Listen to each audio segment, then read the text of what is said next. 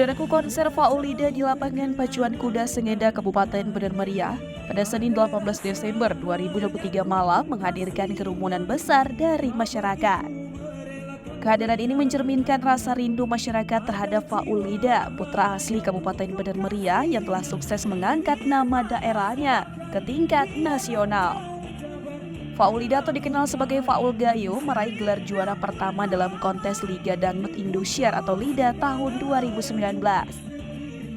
Penyanyi yang lahir di Bener Pepanyi, Bener Meriah pada 25 Mei 1995 ini juga pernah meraih juara dalam The Academy Asia 5, mewakili Indonesia di kancah internasional. Dari pantauan tribunjaya.com di lapangan, penonton dari berbagai kalangan, termasuk orang dewasa, baik wanita maupun pria hingga anak-anak memadati lokasi untuk menyaksikan konser penyanyi yang menjadi kebanggaan warga Gayo tersebut. Saat tampil di tengah penonton, Faul memicu sorakan antusias, terutama dari kaum perempuan yang jelas terlihat sangat merindukan penampilan sang penyanyi asli Bener Meriah. Erna, seorang penonton dari Samar Kilang, Kecamatan Siak Utama, mengungkapkan bahwa ia datang khusus untuk melihat konser Faul. Ia rela datang dari jauh untuk melepas rindu karena sudah lama tidak melihat penampilan Faul.